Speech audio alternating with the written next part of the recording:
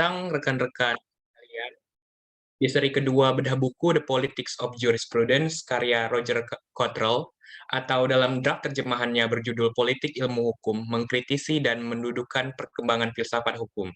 Kegiatan ini diinisiasi oleh Bung Tanius Bastian SH MPhil. Sekilas informasi, beliau adalah seorang dosen dari Universitas Katolik Parayangan.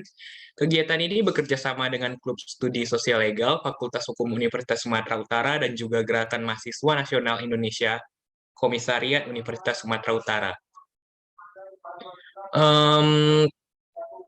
Diberitahukan kembali bahwasannya kegiatan bedah buku ini kegiatan 2 mingguan, di mana setiap 2 minggu sekali akan membedah satu bab buku. Sedikit disclaimer bahwa kami dari KSSL hanya menyediakan MC atau pemandu yang membuka ataupun menutup acara ini, yang selebihnya akan diambil alih oleh pembedah buku atau Bung Tanius sendiri. Tanpa membuang waktu lagi, langsung saya serahkan kepada Bung Tanius. Untuk Bung Tanius, waktu dan tempat dipersilakan. Terima kasih Bu Rizky, selamat malam semuanya kawan-kawan. Senang bisa berjumpa lagi di 2 minggu setelah yang lalu.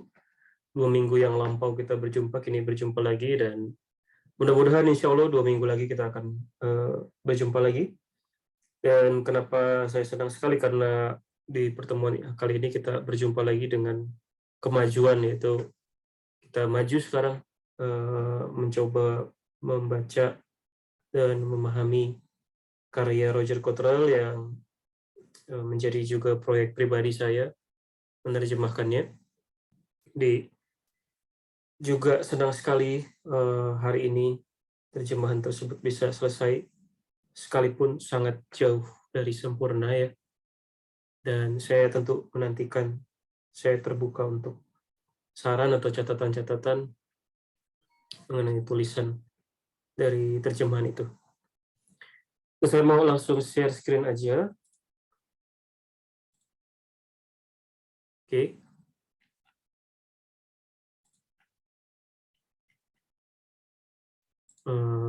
Semoga udah kelihatan ya.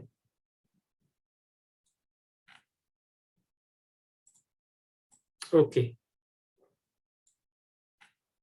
Ini dia, ada sekitar 35 halaman, jadi agak tambah sedikit ya dibanding bab 1 yang kemarin. Dan saya untuk malam ini telah berpikir untuk presentasi ini saya tidak akan memberikan atau menyampaikan PowerPoint seperti 2 minggu yang lalu. Tapi saya langsung mau ajak kawan-kawan semua di sini lihat tulisan terjemahannya gitu ya. Mungkin ada yang sudah baca, mungkin ada yang baru baca sedikit, baru baca cepat-cepat, atau ada yang belum baca, no worries, nggak apa-apa, santai aja. Tapi kalau nanti sambil baca juga nyantai aja. Saya mau curhat aja di awal ya. Saya mau curhat dulu nih. Curhat dulu tentang bagaimana proses saya mengerjakan ini. Tadi sorean tuh Bung Dion udah ngabarin saya, nanyain tulisannya udah jadi belum gitu ya. Kalau 2 minggu yang lalu saya sekitar Sabtu pagi ya, Jumat atau Sabtu pagi, Jumat pagi kalau selesai udah kirimkan gitu ya. Sekarang ini mepet nih, tadi sore saya baru selesaikan karena ada beberapa hal ya. Yang pertama,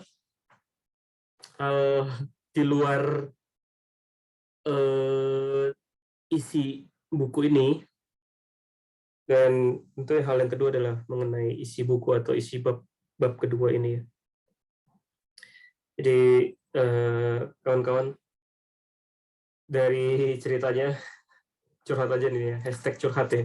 Hari Minggu kemarin saya diserang demam sampai hari Senin. Lalu kemudian muncul batuk, muncul bersin-bersin, dan kemudian muncul batuk. Tapi hari Rabu saya pulih. Kamis ternyata masih ada rasa-rasa nggak enak, jadi masih pemulihan sebenarnya sampai hari ini. Jadi begitu. Saya juga nggak tahu, saya nggak rame-rame, saya nggak kumpul-kumpul di kosan aja, tapi di kosan saya orang hilir mudik ya, jadi saya nggak tahu juga dan nggak mau cari tahu juga. Jadi saya juga belum tes ini ceritanya, belum tes. Tapi maksudnya kiranya nanti kalau diskusi kita memang tidak ada diskusi yang berkepanjangan ya kita bisa sudahi gitu ya. Biar saya bisa punya waktu istirahat juga. Itu alasan sebenarnya alasan yang sangat pribadi yang nggak ada hubungannya dengan ini. Jadi saya mohon maaf tentang itu.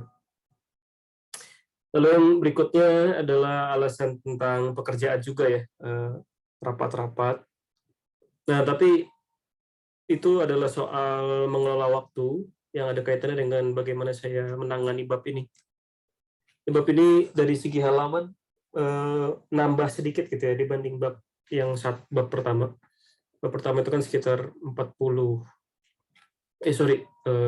halaman kan ya. Ini jadi 30 halaman lebih. Jadi kalau lihat paragrafnya, kalau teman-teman baca terjemahan saya ini kan saya kasih kode-kode gini ya, 1 gitu ya, 2. Jadi sebenarnya menunjuk pada paragraf-paragraf aslinya gitu. Ini kalau kalian cek di buku e-book aslinya itu, ada paragraf-paragraf kan, itu paragrafnya bisa dinomori kayak gini, 1. Jadi saya kasih nomor ini paragrafnya. Nah, dari jumlah paragraf ini sekitar nambah 20 paragraf ya dibanding bab 1 ya. Bab 1 sekitar 40 paragraf. Sedangkan bab ini sekitar 67 ya. Bukan sekitar 67, persisnya 67 paragraf. Jadi hampir 70 paragraf. Dan seperti teman-teman juga sudah baca ya, kawan-kawan juga bisa baca sendiri di bukunya dan sudah baca di terjemahan bab 1 saya, kita mulai kenal ya dengan gaya tulisannya Cottrell, dengan retorikanya, dengan narasinya, tata bahasanya, dan seterusnya. Itu menulis gayanya ya begini dia. Satu paragraf itu panjangnya bisa hampir 1 halaman gini. Satu paragraf itu paling pendek ya segini lah rata-rata. Seperti nomor 3 ini. Jadi dia menulis padat gitu ya. Menulis padat di dalam satu paragraf itu dia memasukkan banyak gagasan yang sebenarnya itu juga kalau saya mulai mengenal tulisan Cottrell sampai dari bab 1 sampai bab 2 ini karena gaya retorikanya ya. Jadi luar biasa, saya sungguh-sungguh menyadari ketika mengerjakan bab ini penulis-penulis itu memang penulis-penulis ya, terlepas dari penulis filsafat hukum ya, jadi penulis apapun, terutama dari negara-negara maju, ya minimal yang berbahasa Inggris gitu ya. Penulis apapun ya, nggak harus filsuf apapun, penulis apapun itu punya retorika yang sedemikian sophisticated ya. Saya membayangkan kalau ahli hukum Indonesia belajar retorika itu pasti kan sangat berguna gitu ya. Ya, retorika itu juga satu bidang literasi dulu menjadi bahan pendidikan klasik zaman Yunani ya, dari sejak zaman Yunani kuno. Lalu ke peradaban Romawi juga masih diterapkan pendidikan retorika. Pendidikan retorika itu ya sebenarnya yang sekarang kita kenal dengan sastra sebenarnya. Jadi sangat penting menguasai sastra ya. Menguasai dalam arti punya tingkat sastrawian, punya tingkat kesusastraan ya. Tingkat kesusastraan itu untuk menulis, terutama untuk para pengkaji hukum, sekira itu luar biasa kalau bisa memiliki kemampuan itu. Cottrell adalah salah satu orang yang seperti itu. Dan di bab ini tantangan lain saya adalah karena ini bab yang menyinggung tentang common law dan sejarah common law. Jadi Cottrell banyak mengulas sejarah hukum Inggris, dan sehingga banyak rujukan-rujukan dari karya-karya penulis Inggris kuno ya. Bahasa Inggrisnya itu bahasa Inggris yang Inggris banget gitu ya. Yang Inggris banget gitu ya, bukan sekedar Inggris Instagram gitu ya, bukan sekedar Inggris caption gitu, tapi Inggris yang betul-betul Inggris ya. Jadi ada idiom, ada apa tuh? Phrasal verb ya. Phrasal verbnya itu sangat sangat khas sana gitu ya. Hingga saya harus muter otak juga ya, konsultasi, lihat kamus Inggris-Inggris, beberapa bahkan saya lihat, lalu saya bandingkan, lalu saya cek juga padanannya apa kira-kira dalam bahasa Indonesia. Ya pekerjaan yang ketika dikerjakan rutin harian ya agak bosan juga, tapi di titik ini itu menyenangkan ketika sudah bisa selesai draft awalnya yang masih sangat belum sempurna ini gitu. Ya, itu curhat saya dulu, juga sebagai cerita pengalaman, dan tentu nanti bab 3 akan lain lagi, sehingga saya mungkin bisa cerita lagi nanti. Nanti di akhir juga saya akan kasih kesan saya, terutama kesan yang apa ya, yang lebih di tataran ide gitu ya, lebih di tataran pemikiran setelah mengerjakan bab ini, apa yang bisa saya petik, yang bisa saya bagikan ke diskusi kita. Nah, saya nggak bikin PowerPoint karena saya mau mengajak kawan-kawan juga langsung lihat bacaan ini, sehingga saya bisa mendorong kawan-kawan juga membaca, dan terlebih untuk memberi saran, kritik, atau komentar, kayak gitu ya. Bung Dion juga sudah sangat akomodatif memberikan informasi ya tentang saran dari sesi sebelumnya. Dengan segala hormat, saya sangat berterima kasih. Tapi juga kalau diperhatikan saran-sarannya, menurut saya bisa ditujukan terutama untuk bahan tertulisnya ya. Jadi karena saya bersemangat dengan teman-teman KSSL supaya bisa punya kawan-kawan diskusi, kawan-kawan kritikus yang membantu mengerjakan proyek terjemahan ini kayak gitu. Jadi dengan segala hormat, kalau ada saran atau kritik, yang saya nantikan adalah saran atau kritik yang mengenai isi tulisannya. Misalkan aja ya, yang sangat sepele tapi sebenarnya sangat penting. Ada kesalahan ketik gitu ya, ada kesalahan ketik, masih banyak kesalahan ketik jelas. Kalau bisa ditunjukkan kesalahan ketik itu, saya sangat senang. Juga ada misalkan kalimat yang sulit gitu ya. Kalimat ini terlalu sulit, ini nggak bisa dipahami, sekali baca gitu nggak bisa dipahami. Nah itu kalau kayak gitu sebenarnya ada yang salah dalam terjemahannya berarti. Nah yang salah saya, bukan kontrolnya saya pasti. Karena tugas saya adalah sebenarnya mengalih bahasakan supaya pembaca bahasa Indonesia itu paham juga gitu. Jadi nggak harus capek-capek, nggak harus effort baca bahasa Inggris, baca bahasa Indonesianya aja nangkep gitu. Kayak gitu. Kalau ada yang seperti itu, misalkan ketemu di halaman berapa, kok kalimat ini atau paragraf ini kok terlalu rumit ya, terlalu kompleks, atau ambigu gitu ya. Ini ambigu kok maksudnya bisa A, bisa B. Nah, itu catatan-catatan yang seperti itu yang sangat saya harapkan. Tentu bukan kewajiban, bukan tugas, bukan PR seperti itu, tapi kalau ada yang mau berjalan bersama saya, mengulas atau mengkurasi terjemahan ini, ya, itu kata yang tepat mungkin. menjadi kurator untuk terjemahan saya ini, itu dari teman-teman KSSL atau teman-teman di sini tuh satu kehormatan buat saya. Oke. Nah, jadi ada 35 halaman, tentu saya nggak mungkin ulas semuanya, saya nggak mungkin, apalagi bacain nggak mungkin ya, jelas. dan teman-teman bisa baca sendiri. Saya hanya mau menunjukkan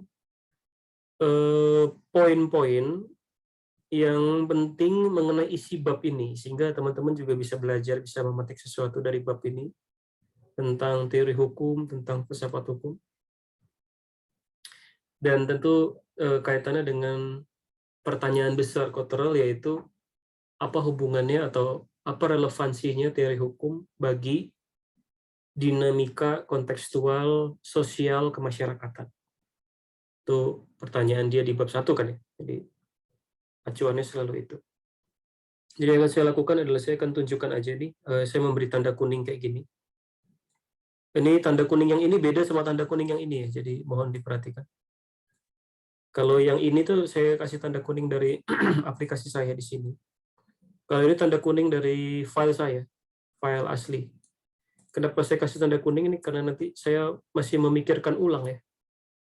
Memikirkan ulang penerjemahan ya sebenarnya. Itu ada di pikiran saya sendiri. Contoh lain lagi misalnya kayak gini nih. Yang ini sebenarnya saya ragu-ragu kenapa saya kasih tanda kuning ini, karena saya ragu-ragu ini benar nggak bahasa Perancis kayak gitu ya. Jadi saya masih ragu-ragu. Lalu ada juga ini artinya ini tanda kuning dari file asli ya. Tanda kuning dari file asli. File asli terjemahan saya maksudnya. Lalu yang kayak gini juga ya. Ini saya kasih tanda kuning begini, nanti saya akan ada penjelasannya. Kenapa saya kasih tanda kuning ini untuk catatan kaki nomor 2. Nah, jadi yang saya lakukan adalah menunjukkan tanda kuning yang ini, yang kayak gini nih. Kuning yang agak terang gitu ya, bukan kuning yang seperti ini. Ada 2 kuning di sini, agak membingungkan, sorry ya. Harusnya saya pakai warna lain di sini. Oke. Nah, saya mulai dari yang pertama ini. Ada kalimat di sini. Ini yang menjadi pokok bahasan ya tentang teori common law, dan Cottrell di sini mulai dengan common law itu apa. Yang common law adalah sebuah tradisi hukum yang menekankan posisi hakim sebagai pusat dari perkembangan hukum. Tradisi common law juga menunjuk pada gagasan bahwa hukum ditemukan di dalam, bahasa Inggrisnya distillation, upaya menyaring dan merumuskan ulang terus-menerus doktrin hukum melalui putusan pengadilan. Kalau ditanya common law itu apa sih ya, singkat padat jelasnya kayak gini aja, common law itu. Dan ini definisi yang dibuat oleh Cottrell ya untuk bab ini. Common law yang dia bahas di sini adalah common law yang dimaksud di sini. Tradisi hukum dengan hakim sebagai pusat untuk mengembangkan hukum, membentuk hukum, membuat ulang hukum, dan seterusnya. Yaitu hukum yang diartikan sebagai doktrin. Kenapa doktrin? Karena dalam putusan hakim itu ya kemudian itu yang menjadi acuan ya untuk hakim di peradilan, di pengadilan di tingkat bawah atau yang setara dengannya. Jadi sebagai presiden nantinya. Itu. Nah, lalu di sini ada lagi poinnya di paragraf ketiga. Gambaran tentang kerangka teoritis dari common law di sini haruslah disusun berbarengan dengan berbagai gagasan dan peristiwa yang centang perenang di dalam aliran sungai waktu dan tempat. Jadi dalam bab ini Cottrell mau membahas tentang kerangka teoritis common law. Kerangka teoritis common law. Jadi aspek-aspek pemikiran common law yang teoritis, atau common law sebagai pemikiran teoritis, tapi yang ditempatkan oleh Cottrell ke dalam konteks perubahan sosial masyarakat tempat common law berkembang, yaitu Inggris. Tapi juga nanti kaitannya dengan Eropa yang lebih luas gitu ya. Jadi kalau ngomong Eropa memang kita nggak bisa itu ya, nggak bisa ngomong Eropa, negara Eropa sebagai one single state gitu ya, nggak bisa. Saya membayangkan aja nih kayak sekarang nih, lagi perang kayak gini, ya yang ribut kan Ukraina sama Rusia gitu ya, tapi ya Eropa jadi panas gitu kan. Kalau lihat memahami Barat atau Anglo-Amerika yang sisi Eropa, kita perlu memahami kayak gitu. Jadi Walaupun di sini nanti common law-nya pusatnya atau fokusnya adalah Inggris, tapi nanti akan ada persinggungan juga dengan Eropa yang lain, yaitu Jerman nanti kita akan lihat. Karena disinggung satu pemikir yang teman-teman pasti kenal juga, namanya Carl von Savigny dari Prusia sebelum Jerman waktu itu, dan itu sangat ternyata Savigny dengan teori sejarahnya itu sangat erat dengan pemikiran teoritis common law. Ternyata ya, menarik ya. Dan kita kan tahunya selama ini Savigny ya Jerman aja gitu ya. Itu kemudian berpengaruh juga sih ke Belanda dan mempengaruhi dalam derajat tertentu, mempengaruhi Van Vollenhoven ya waktu itu. Ya itu sangat bisa dipahami gitu kan, Jerman Belanda kan dekat ceritanya. Tapi ini Inggris gitu loh. Wah, ternyata ada kaitannya, dan itu kaitannya di mana? Dari satu orang yang teman-teman juga mungkin pernah dengar, namanya dari Sir Henry Maine. Salah satu tokoh yang sekarang jadi kunci dalam pemikiran sosiologi hukum. Pemikiran sosiologi hukum klasik. Tapi ternyata oleh Cottrell, teorinya Maine itu, pemikiran Maine itu justru ditempatkan sebagai dasar teoritis dari common law. Ini yang menarik. Oke, kayak gitu. Lalu nanti juga akan ada, kita lihat persinggungan dengan aspek-aspek politis ya, aspek-aspek politis, konteks dari kerajaan Inggris, juga aspek budaya ya tentunya, aspek budayanya nanti akan sangat menonjol di bab ini. Oke, lalu saya mau tunjukkan, nah di sini ya, di subbab ini tentang hakim common law.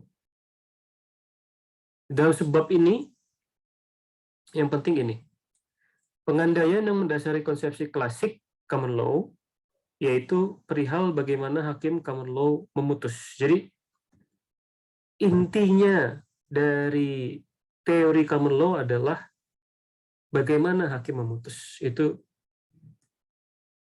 identitasnya common law. Pertanyaan ini adalah yang menjadi ciri identitas common law. Nah, ini kan menarik ya, yang sebenarnya nanti juga di akhir saya mau garis bawahi. Untuk kita tahu ya, hakim posisinya berdasarkan ajaran Tres Politica itu, hakim kan punya otonomi ya sebagai kekuasaan negara yang berdiri sendiri kan kayak gitu. Ini kalau kita balik lagi ke akar-akar sejarah negara dan masyarakat dan politik modern Barat gitu ya, dari perkembangan nation state dan seterusnya. Dan di Indonesia dengan munculnya negara bangsa Indonesia kan ide itu juga berkembang, meski kita tahu kalau lihat kajian-kajian Indonesianis, atau kita lihat sejarah lagi ya, dari tulisan-tulisan Supomo, bagaimana Undang-Undang Dasar 45 dirumuskan dan seterusnya, ada perdebatan kan di situ, dan perdebatannya keras kan. Perdebatannya keras. Kalau kajian yang terkenal tentang itu tentu dari Sebastian Pompe misalkan, yang menelusuri bagaimana akar-akar kekuasaan peradilan, kekuasaan kehakiman di Indonesia sejak zaman kolonial, itu kan juga menarik gitu ya. Nah, ini menurut saya kaitannya ke sana ya. Jadi ketika kita memahami teori hukum dalam konteks common law ini, posisi hakim itu, jadi mereka ini nggak pusing ya, mereka ini nggak pusing apakah hakim itu berhadapan-hadapan dengan legislator atau dengan eksekutif gitu, enggak. Jadi bisa dikatakan ya, saya mencoba memberanikan diri ya mengatakan ya.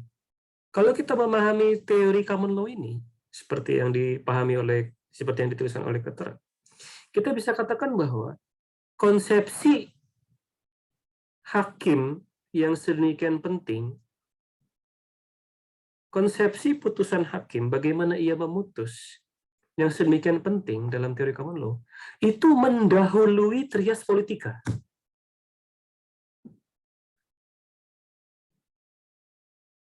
Oke, saya ulang ya. Hakim penting ya dalam sistem hukum. Kenapa? Karena trias politika, ya kan? Hakim adalah representasi dari kekuasaan yudisial. Kekuasaan yudisial adalah cabang kekuasaan negara yang berdasarkan checks and balances, ya kan? Itu konsepsi modern. Itu namanya konsepsi modern. Tapi teori common law yang kita bahas di sini menekankan arti penting hakim mendahului itu semua.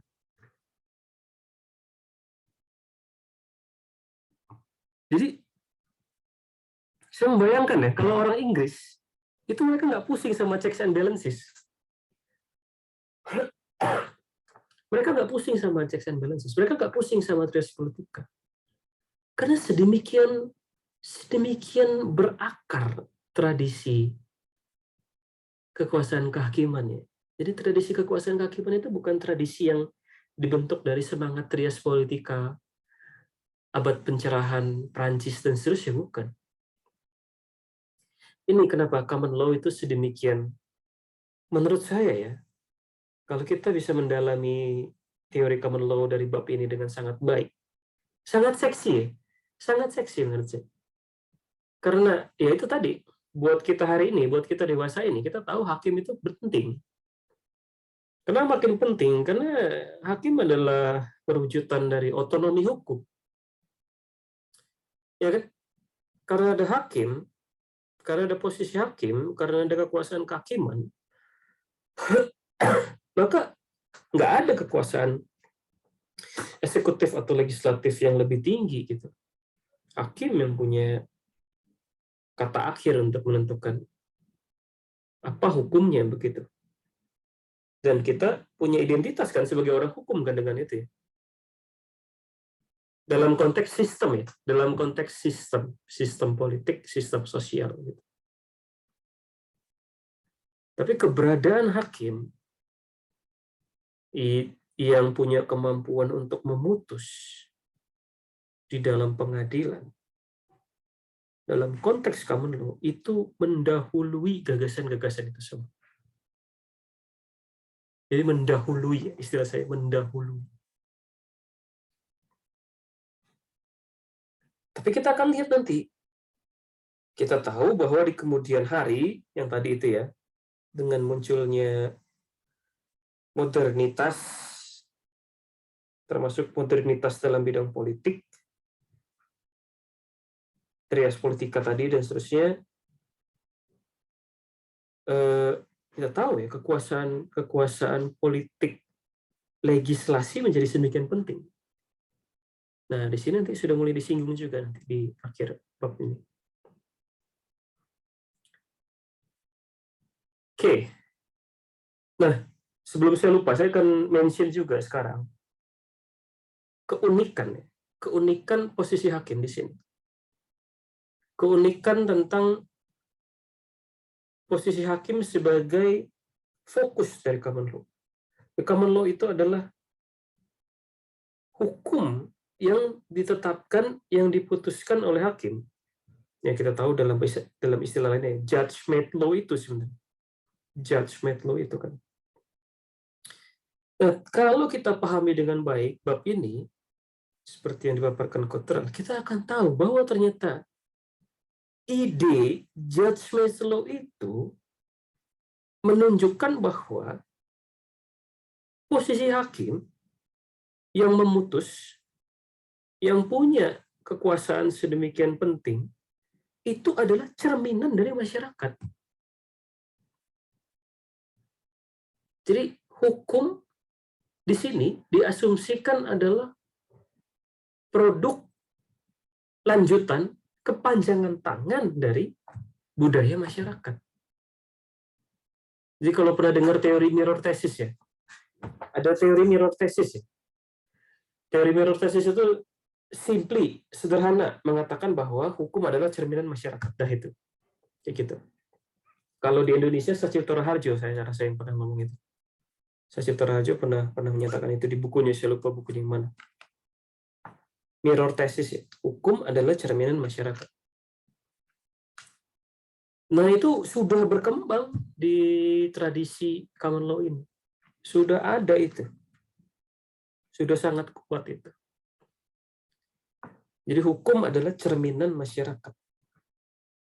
Dengan kata lain, yang esensial apa dalam hukum? Yang esensial adalah masyarakat dalam hukum. Dan tugas hakim adalah menjadi juru bicaranya masyarakat dengan beginian. Tugas hakim adalah juru bicaranya masyarakat. Ini satu insight yang menarik. Dalam detail-detail paragraf ini, kalau kawan-kawan baca, bisa ditemukan penjelasan saya yang barusan tadi. Nah, sedikit catatan aja, karena ini juga saya sambil mengerjakan, sambil terpikir juga ya, tentang mengapa catatan kaki nomor 2 ini saya kasih tanda kuning kayak gini. Ini kalau lihat ada yang mirip-mirip ya formatnya kayak gini ya, Kelvin's case gitu ya. 1608 7 co-rep gitu ya. Terus bawahnya juga nih kayak gini nih, Wales versus Bedley. Lalu ada lagi beberapa rujukan. Jadi ini adalah rujukan putusan-putusan peradilan. Kalau teman-teman iseng masukin aja nih kayak gini nih ke Google ya. Bisa ketemu loh filenya. Jadi ini bisa dapetin file putusan peradilan Inggris. Sistem peradilan Inggris itu macam-macam, itu menarik lagi untuk dipelajari. Tapi saya hanya terpikir ya, kita di Indonesia nih, kita tuh belum punya format pengutipan putusan. Gitu. Format mengutip putusan. Jujur aja di kampus saya juga belum ada ya.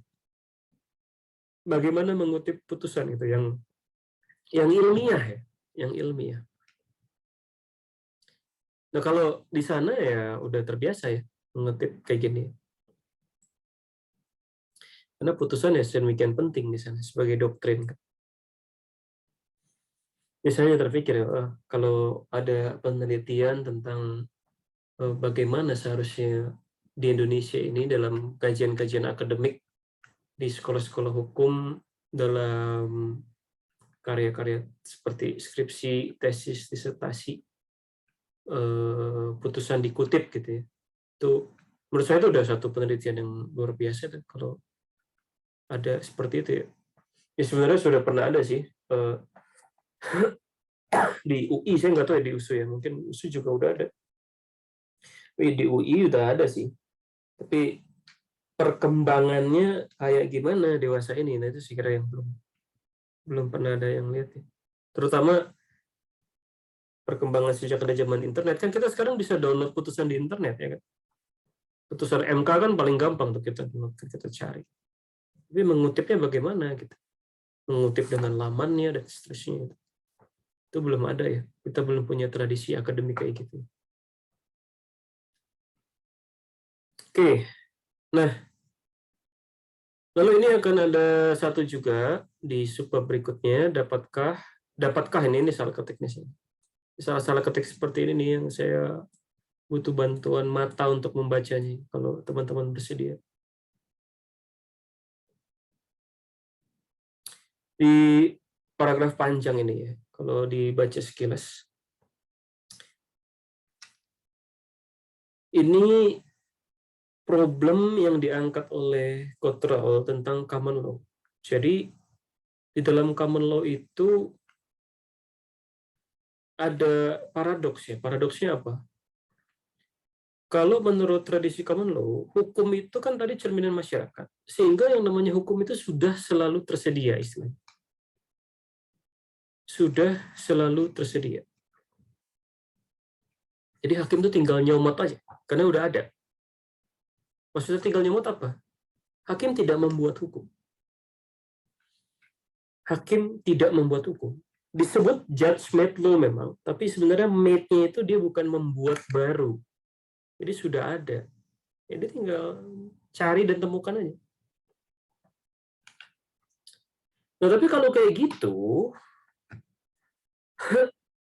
kalau seperti itu, ada pertanyaan. Dan ini ketajamannya Cottrell nih. Di sini nih, saya tandai di sini. Kalau gitu bagaimana evolusi hukum dijelaskan? Kan hukum berkembang. Masyarakat berkembang, hukum berkembang. Tapi kalau dibilang konsepnya adalah hukum itu tinggal diambil aja, hakim itu tinggal mengambil, menemukan hukum aja, bagaimana bisa menjelaskan hukum itu berkembang? Nah, jawaban singkatnya tadi itu, karena masyarakatnya berkembang. Jadi, nanti kita akan lihat ya, yang menjelaskan itu dengan sangat baik adalah Savigny dan Maine. Di sumbangannya Savigny sama Maine itu adalah menjelaskan bahwa oke, hukum itu sudah tersedia di masyarakat karena hukum adalah cerminan masyarakat,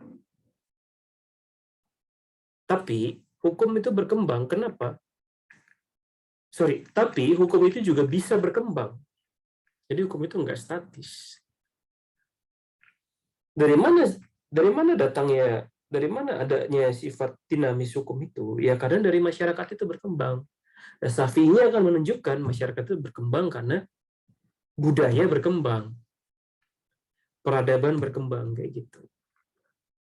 Maine juga akan menunjukkan itu. Jadi Maine mirip-mirip sama Savigny.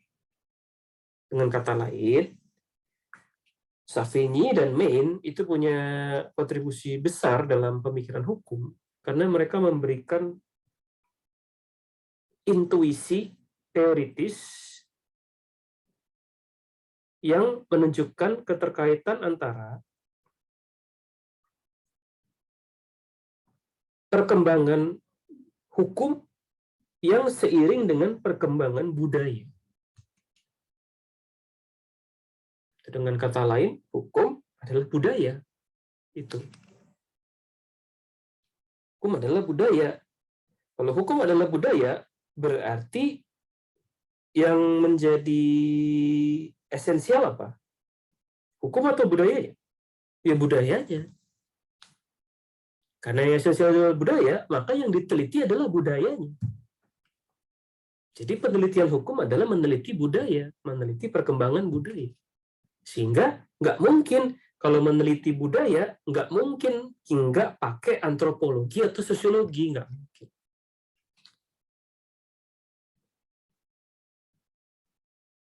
Situlah Savigny dan Maine menjadi, untuk zaman itu ya, untuk zaman itu revolusioner hitungannya. Untuk zaman itu, kaitannya dengan common law. Oke, nanti kita akan sampai lagi ke situ. Tapi di sini ada juga subbab tentang common law dan legislasi. Nah ini, tahu ya, legislasi kan proses membentuk hukum secara baru, pembentukan hukum baru secara permusyawaratan perwakilan ya, melalui lembaga formal seperti parlemen. Ini kan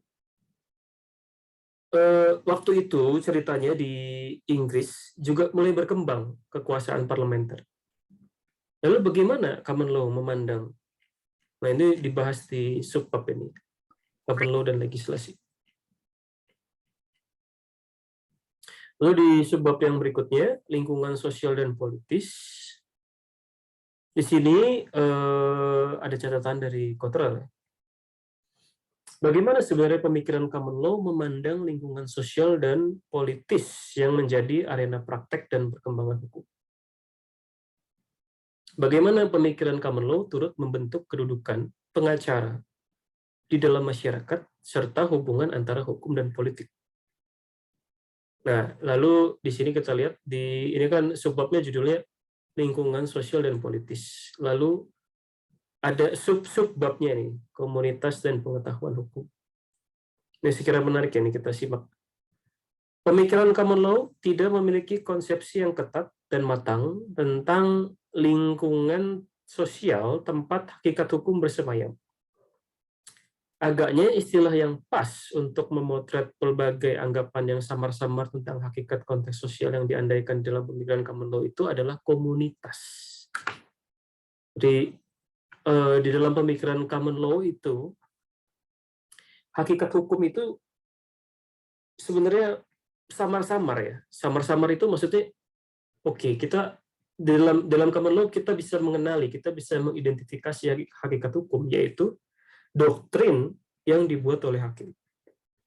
Tapi kemudian kita melihat kalau kita mau cari lebih lanjut, doktrin itu adanya di mana tadi? Kan tadi saya sebut di masyarakat.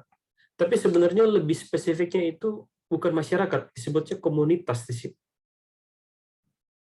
Atau komunitas masyarakat. Jadi makanya nanti kita bisa sampai juga belajar tentang common law di sini, kita bisa sampai bahwa ilmu hukum itu berarti ada kaitannya dengan ilmu mempelajari komunitas. Ada pertanyaan menarik juga di paragraf 28 di sini. Namun sebenarnya hukum itu jenis pengetahuan apa? Nah, ini juga muncul ya di di paragraf ke-28 ini. Di paragraf 29, lebih khususnya lagi adalah bahwa penalaran di dalam common law tidak akan dapat dikuasai bagi yang tidak terdidik dan terlatih untuk itu. Nah, ini kan sebenarnya juga ini kan sebenarnya satu hal yang sekarang kan kita seperti ini ya. Kan nggak mungkin orang menguasai hukum kalau nggak terdidik dan terlatih untuk itu. Jadi, common law bisa dibilang tradisi yang sangat-sangat tua ya, yang sudah memulai itu semua.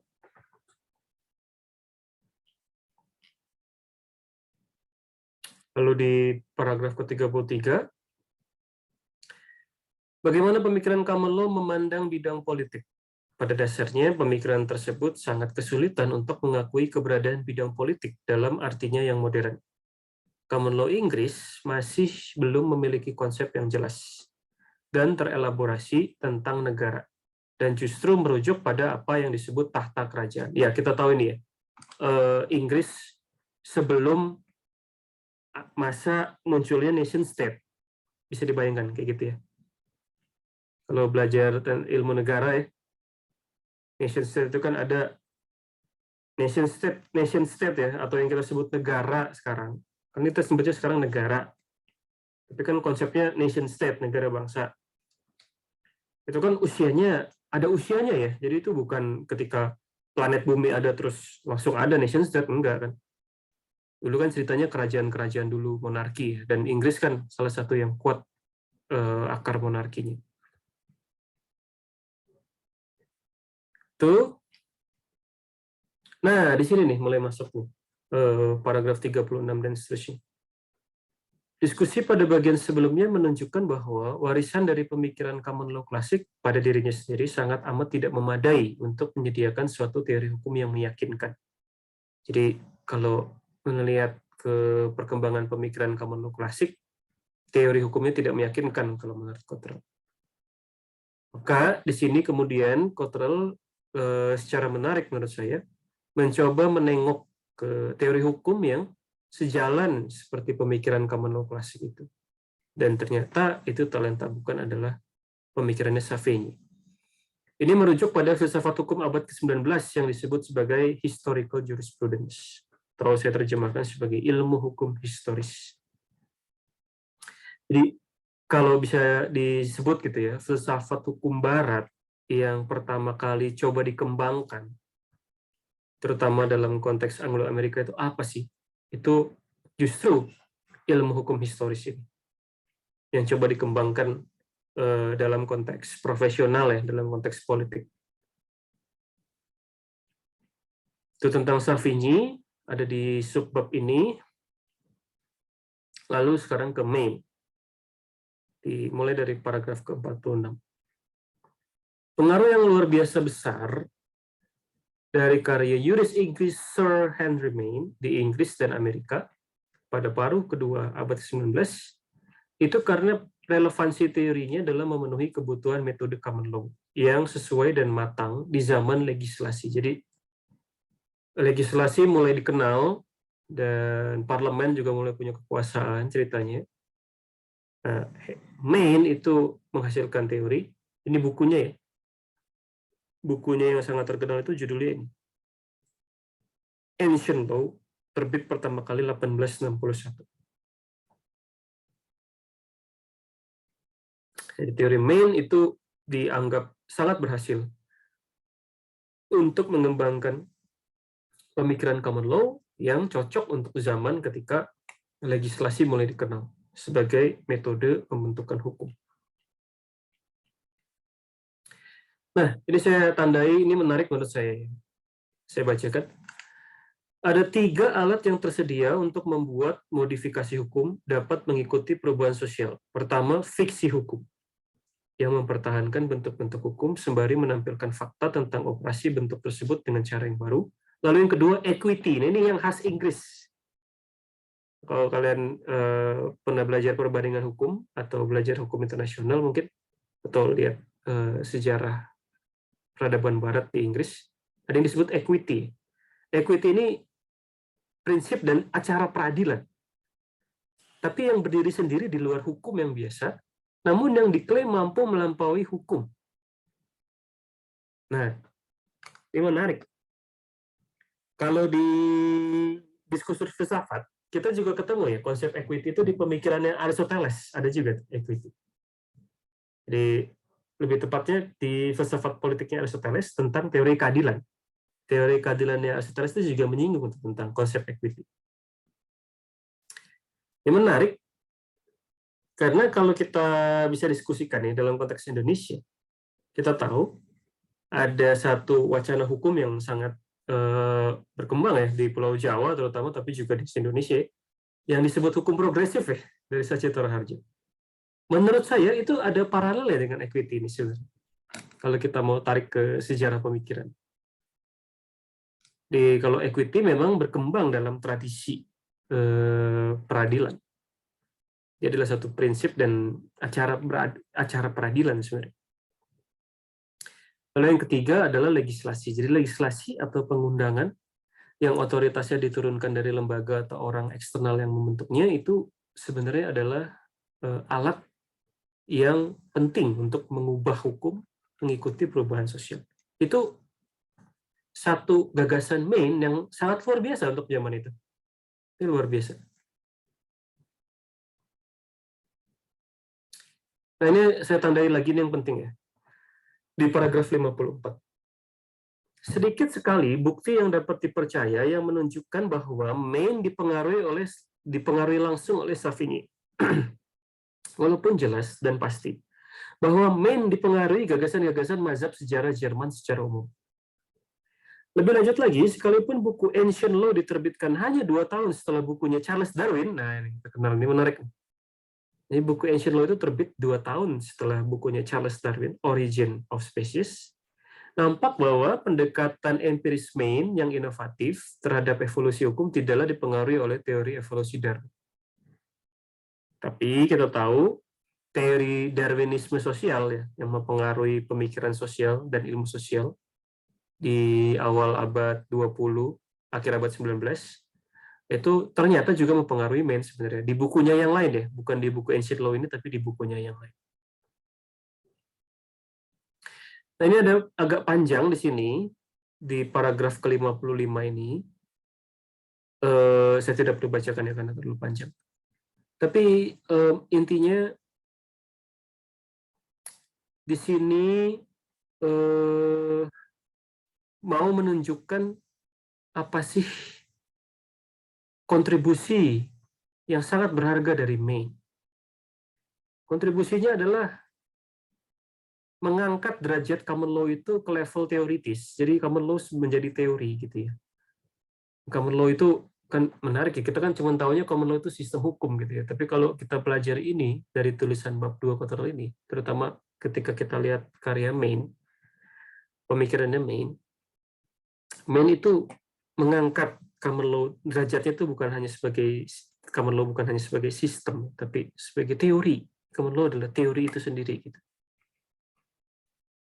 Dan itu menunjukkan bahwa sebagai teori, common law itu bisa catch up ya, bisa mengikuti perubahan sosial. Dan itu sumbangsih Maine, dia bisa menunjukkan itu. Yang tadi saya bilang itu ya, common law itu ditemukan di mana? Ditemukan di komunitas masyarakat. Jadi yang perlu diteliti adalah bagaimana komunitas masyarakat ini berubah, berkembang, dan seterusnya. Sehingga kalau kita teliti itu, maka kita akan tahu bagaimana masyarakat ini maju, yaitu dari status ke kontrak, itu kan yang terkenal ya. Kalau pernah dengar diktumnya Mann, ya, ada di salah satu paragraf, saya lupa. Nah ini. Ada di paragraf ke-56. Ini kan, ini kalimatnya Mann yang sangat terkenal, yang ada di buku-buku manapun ya, buku-buku sosiologi hukum termasuk yang berbahasa Indonesia juga. Kita dapat mengatakan bahwa gerakan dari masyarakat yang maju adalah hasil gerakan dari status ke kontrak. Nah, status yang dimaksud apa sih? Nah, ini ada di paragraf 56 ini dijelaskan. Ada perubahan model hubungan dari masyarakat yang kaku ke masyarakat yang dinamis, dari masyarakat yang tradisional ke masyarakat yang progresif. Nah, ini ada yang menarik juga di paragraf 59. Nah, ini di sini mulai sebenarnya catatannya Cottrell ya. Di sini dia mulai memberi catatan kritis di subbab ini. Saya bacakan. Pada abad ke-19, persoalan-persoalan fundamental tentang pendidikan dan pelatihan hukum telah mulai serius dibahas. Dan dengan itu juga tentang pertanyaan-pertanyaan sulit dan kontroversial tentang hakikat dari pengetahuan serta keterampilan profesional pengacara. Tentang apa yang seharusnya mahasiswa hukum pelajari untuk dapat memiliki kecakapan sebagai anggota dari profesi terpelajar yang modern, tentang kemungkinan sebuah ilmu pengetahuan hukum yang sebanding dengan ilmu-ilmu pengetahuan modern lainnya yang berkembang, dan tentang apakah serta bagaimana pengetahuan hukum dapat dipandang otonom, berkesatuan, dan sistematis. Nah, ini adalah kerangka masalahnya yang diajukan oleh Cottrell kalau kita melihat sejarah pemikiran hukum abad 19. Dengan kata lain, dari sejak abad 19 itu sudah ada persoalan yang mempertanyakan hakikat pendidikan hukum.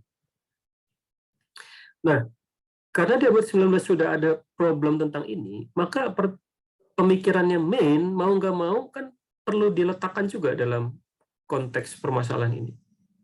Dan ternyata kalau menurut Cottrell, Mann gagal, tidak mampu menjawab persoalan itu.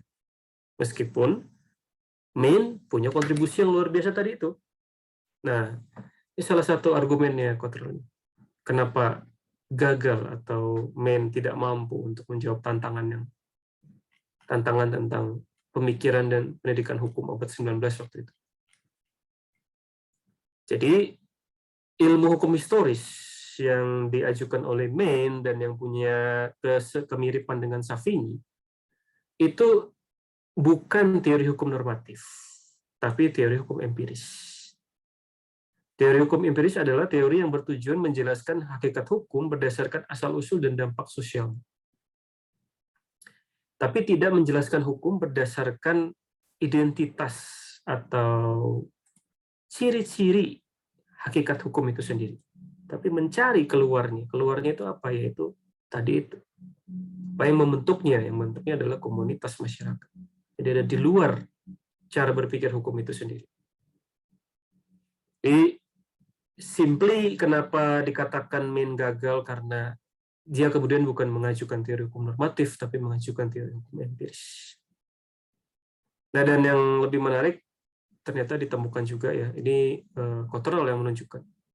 Ternyata, ketika Mann mengatakan bahwa hukum adalah hasil dari perubahan atau kemajuan peradaban yang dimaksud Mann itu adalah peradaban spesifik, yaitu peradaban dunia Arya. Nah, ini kan berarti bias dong. Ini dia sangat bias dengan ras Arya. Jadi, jelas tidak valid kalau gitu sebenarnya teori Mann itu. Sebagai teori hukum empiris pun tidak valid yang mengatakan bahwa hukum adalah hasil dari peradaban kemajuan atau kemajuan peradaban. Nah, maka ini yang terakhir. Setelah mengikuti anggapan-anggapan di dalam pemikiran common law klasik hingga mencapai konsekuensi-konsekuensi terdalamnya, namun tanpa menemukan solusi yang memadai, barangkali lebih bermanfaat untuk memulai dari posisi yang berlawanan, yaitu menerima legislasi sebagai pusat dari hukum dan pembentukan hukum secara yudisial sebagai pinggiran. Nah, jadi kan kalau common law ini pusatnya hukum, pusatnya pembentukan hukum yudisial, kekuasaan kehakiman tadi. Tapi ternyata kalau kita lacak sejarah pemikiran common law, sejarah pemikiran Savigny, sejarah pemikiran Maine, ternyata masih ada kelemahannya dan kita belum menemukan jawaban yang memuaskan tentang tadi itu ya, terutama pertanyaan-pertanyaan yang bersentuhan dengan hakikat pendidikan dan pemikiran hukum. Kalau gitu, kita mulai dari yang legislasi aja. Kita mulai dari bagaimana legislasi menjadi pusat dari pembentukan hukum. Jadi legislasi menjadi arti penting. Ya kalau ngomong hukum itu ya kita ngomong legislasi gitu. Dan yang memandang landasan hukum ada pada kekuasaan politik daripada masyarakat.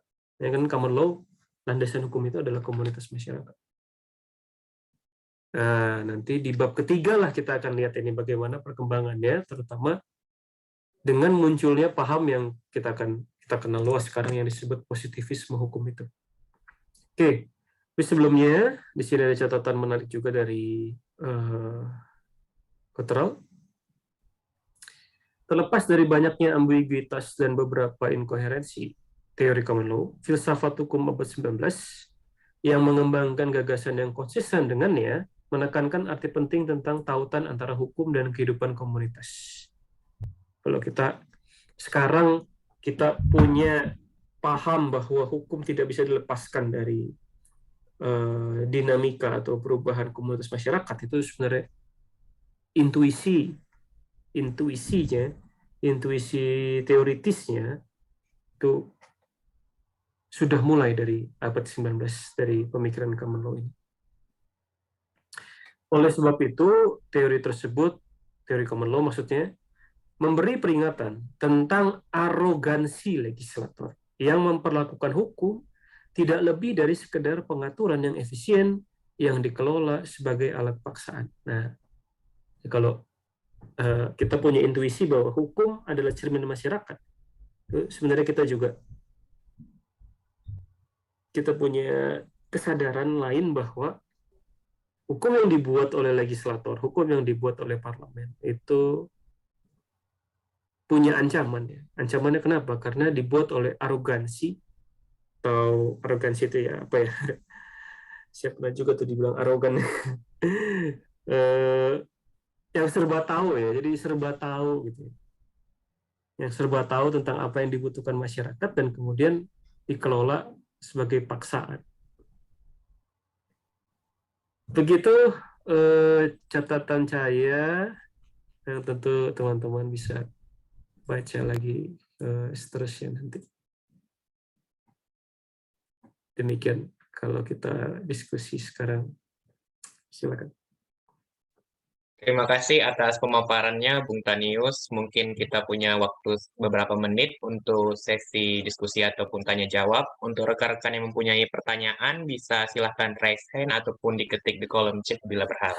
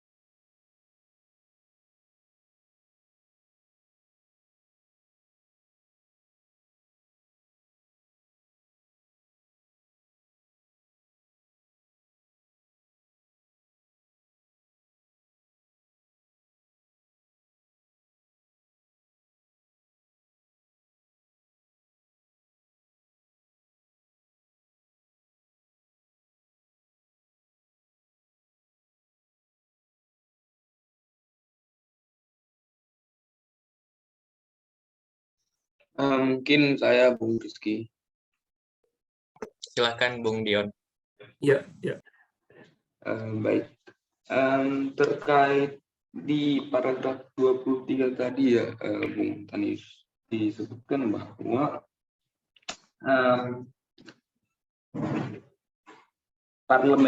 Parlemen Inggris pada abad pertengahan sebagai sebuah pengadilan dengan produk undang-undangnya tak lebih sebagai afirmasi atas common law. Dalam hal ini mungkin dia hanya mengafirmasi atau proses legislasinya itu semata mengundangkan putusan hakim. Mungkin kita maknai demikian, Bung Tanis. Pertanyaan saya kemudian adalah dikaitkan dengan perdebatan Dworkin dengan Hart mungkin tentang ketidaksepakatan teoritis itu, Bung Tanis tadi. Ketidaksepakatan teoritis antara hakim itu kan dalam melihat masalah. Bukan hanya dalam melihat masalah, namun dengan mengaitkan permasalahan konkret dengan teks undang-undang, itu tentu akan sangat mempunyai peran sentral dalam konteks common law sebagai sebuah sistem hukum itu, Bung Tanis. Nah, ketika kemudian Sorry tadi paragraf berapa, Bung? Sorry, Bung. Paragraf 23, Bung. 23. Iya, 23. Yang mana?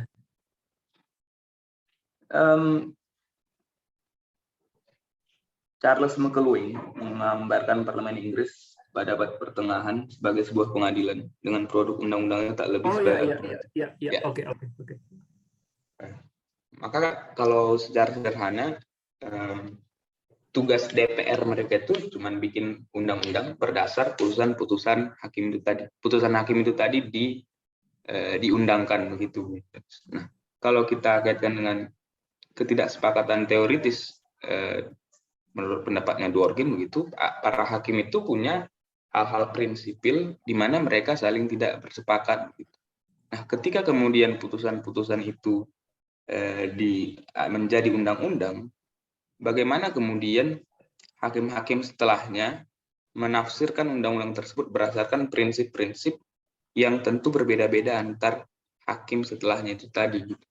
Karena karena kan mereka kerap juga itu bukan membuat hukum dengan putusan baru, namun juga mengulangi putusan yang lama begitu. Tinggal menghubungkan dengan kasus-kasus tertentu yang dihadapi. Apakah ada kaitan itu kemudian dalam common law sebagai sebuah aliran mungkin dikaitkan dengan ketidaksepakatan teoritis dari Dworkin tadi? Terima kasih. Oke.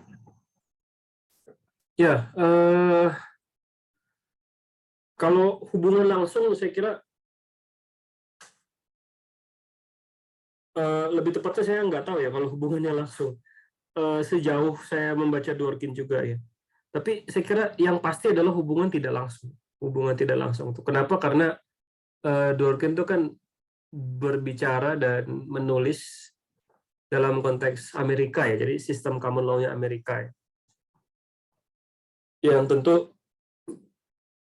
sebenarnya punya cerita sendiri di common law-nya Amerika itu. Dan common law yang dimaksud di sini sebenarnya common law khusus Inggris abad 19 sebenarnya.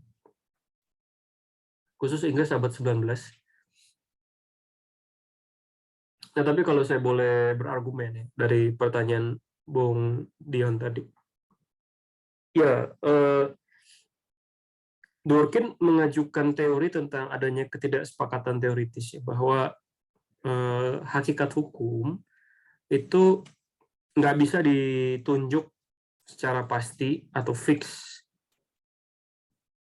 Kenapa? Karena dalam kasus-kasus yang sulit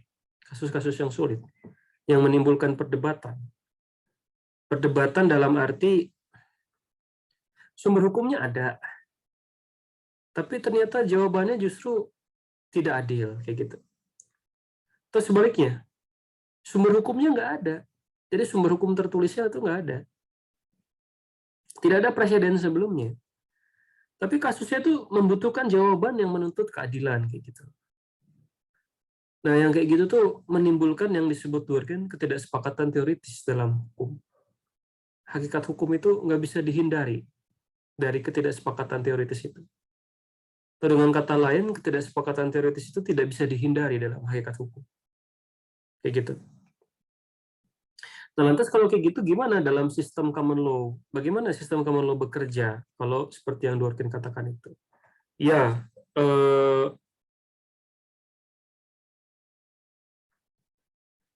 kalau baca bab ini ya, kalau dari bab 2 ini, yang saya bisa tunjukkan adalah pertanyaan Bung Dion itu persis menunjukkan kelemahan dari common law dan teori common law ini. Persis menunjukkan kelemahan. Kelemahannya itu di mana? Yaitu kalau kita lihat, ingat bab 1 ya. Di bab 1 itu ya, kan kita tahu apa sih yang menjadi cirinya berpikir hukum? Kan ada 3. Ada kesatuan, ada sistematika, lalu ada pemisahan internal eksternal. Jadi kita punya cara berpikir internal lah, katakan begitu. Kalau lihat bab 1 ya, kalau baca bab 1 lagi itu. Nah, persis common law ini nggak bisa memenuhi aspek kesatuannya itu.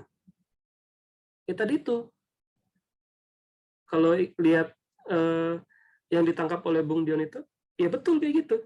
Jadi hakim-hakim itu ya bisa sedemikian berbeda pendapat. Dan kemudian ketika parlemen mengundangkan itu, yang diundangkan itu apa betul koheren gitu? Sangat diragukan. Atau kita nggak bisa bilang, oke, kita mungkin nggak bisa bilang sangat diragukan, tapi bagaimanapun kan parlemen akan mengklaim ya, parlemen sana kan akan mengklaim ini berkesatuan loh gitu. Tapi orang apalagi akademisi hukum, apalagi ahli hukum tuh, bisa nggak setuju, gitu. Dan itu hidup, ketidaksetujuan itu hidup ya. Jadi nggak cuma diomong-omongin di warung kopi gitu, enggak. Itu dinyatakan di publik, ini kami nggak setuju gitu. Jadi kemudian itu ya jadi klaim aja, klaimnya parlemen sana aja gitu. Nah, kalau lihat bab ini, kalau lihat sejarahnya common law, memang ada kekurangan besar di situ, ada kekurangan serius di situ. Nah, tapi perhatiannya Cottrell di sini adalah tadi ya, balik ke Savigny sama Maine. Kalau gitu, perhatiannya beda dari yang ditanyakan oleh Bung Dion. Jadi perhatiannya bukan pada nanti parlemen gimana ya dia bikin hukumnya. Kalau hakim-hakim sebenarnya punya penilaian itu sedemikian berbeda. Nah, kalau perhatiannya Cottrell di sini justru dari teori yang berkembang di Inggris waktu itu, dari Savigny sama Maine, atau Maine terutama ya, dari Maine, itu mau menunjukkan bahwa inspirasinya hakim ketika dia memutus kasus-kasus yang sulit itu adalah berdasarkan peradaban masyarakatnya. Dan bagaimana peradaban masyarakat itu ditinjau? Yaitu adalah seperti yang Maine lakukan itu di bukunya Ancient Law itu. Dengan membandingkan sejarah peradaban. Gitu. Sehingga dari situ, common law sebagai teori itu seperti mendapat dukungan ilmu sosial gitu loh. Seperti mendapat dukungan ilmu sosial. Walaupun ketika baca bab 2 ini kita akan tahu ya, ada kritik juga.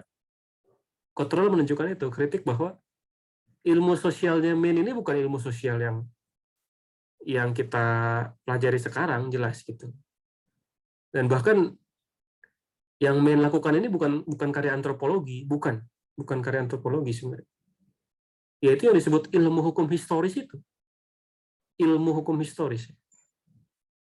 Jadi aneh ya, kan kita taunya ilmu hukum itu ya yang kayak kita pelajari di kampus gitu kan. Nah, kalau di sana ya ilmu hukum historis gitu. Jadi yang mempelajari sejarah perkembangan hukum dalam wujudnya sebagai peradaban budaya. Gitu, Bung Dian.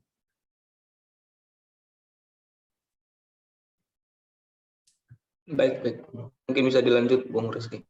Terima kasih, Bung Tanis. Ya. Baik, apakah ada yang ingin mengajukan pertanyaan lagi? izin bertanya, Bang. Dipersilahkan. Di slide 27 ya, yang 27.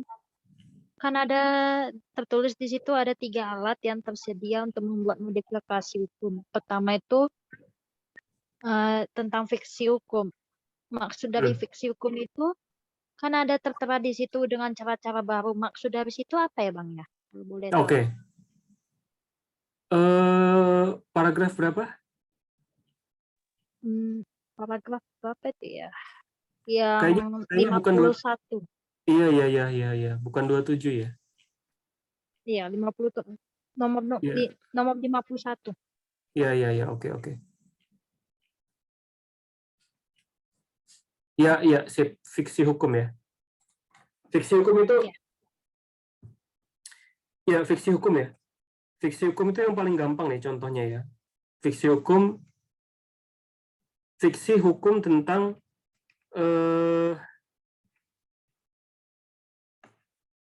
tentang subjek hukum ya.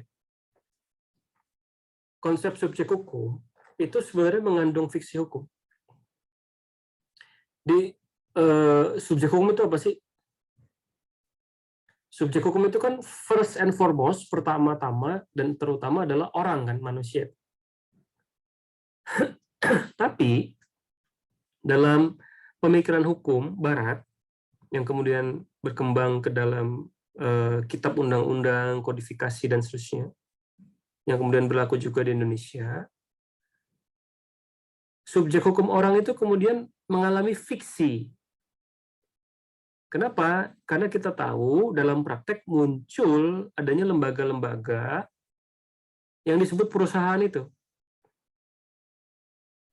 Sehingga kemudian perusahaan itu juga didudukan seperti halnya orang dalam subjek hukum. Nah, itu yang dimaksud fiksi hukum kayak gitu. Jadi perusahaan itu makhluk hidup bukan? Bukan, ya kan? Bukan. Perusahaan itu ada badannya nggak? Ya nggak ada. Ya kan? Jadi apa ya? Ya kayak ada analoginya ya. Kayak ada analoginya juga. Tapi kemudian ya perusahaan sebagai subjek hukum itu kan mengemban hak dan kewajiban juga. Jadi seperti itu maksudnya dengan kalimat yang agak sulit ini, mempertahankan bentuk-bentuk hukum sembari menampilkan fakta operasi bentuk tersebut dengan cara yang baru. Ya sebenarnya konsep perusahaan sebagai subjek hukum itu ya kayak orang juga, kayak orang. Tapi perusahaan sebagai subjek hukum itu kan ditampilkan sebagai subjek hukum yang baru. Maksudnya baru itu adalah yang lain. Tadinya ya cuma orang subjek hukum itu. Jadi perusahaan sebagai subjek hukum itu contoh fiksi hukum yang dibuat ya karena dulu tadinya cuma orang. Tapi kita tahu karena revolusi industri dan seterusnya gitu ya, ketika manusia ekonomi mulai berkembang, ada bentukan-bentukan usaha yang dibentuk bersama oleh manusia, perusahaan muncul gitu. Semoga menjawab. Baik, Bang. Terima kasih. Oke. Baik, selanjutnya, apakah ada pertanyaan lagi?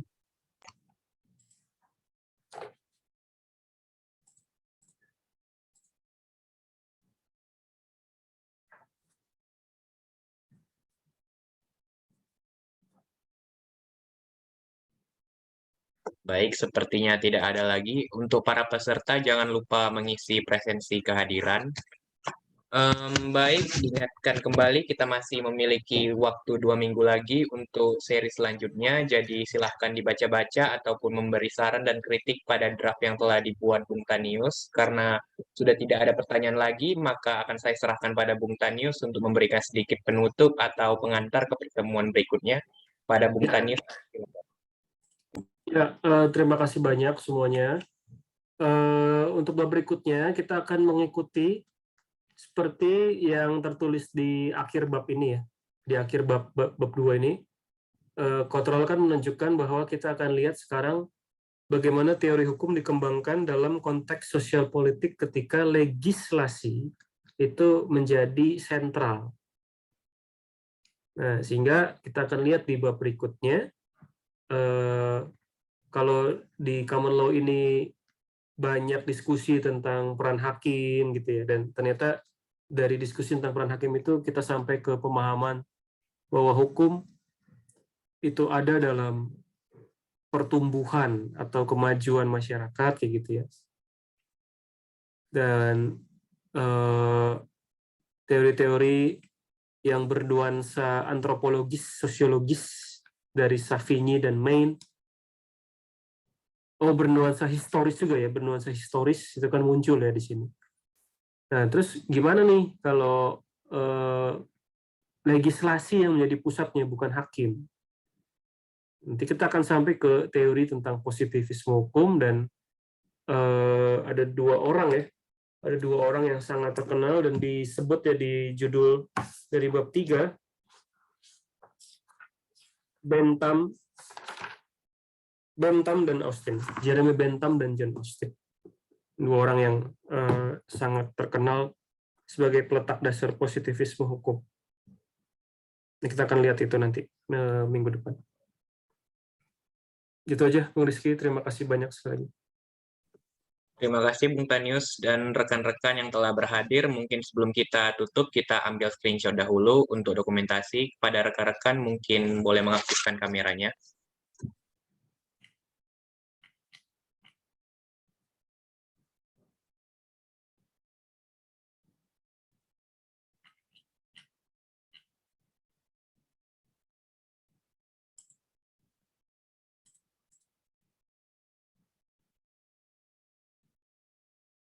Ada Bung Joshan, Bung Gum, Rondang, Bung Dios, Pak Laura, Nikita, Pak Preti, Bung Okta.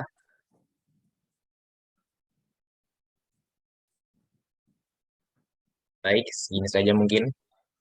1, 2, 3. Sekali lagi. 1, 2, 3. Baik, terima kasih sebesar-besarnya kepada Bung Tanius dan juga rekan-rekan sekalian. Harapannya mungkin bedah buku atau diskusi ini bersifat mutual. Apa yang ingin dicapai Bung Tanius bisa tercapai dengan draft terjemahannya. Dan juga semoga lekas sembuh juga pada Bung Tanius. Ya, Dan terima kasih. teman-teman juga mendapat ilmu dan manfaatnya. Terima kasih semuanya. Terima kasih banyak semuanya. Lekas pulih Bung Tanius.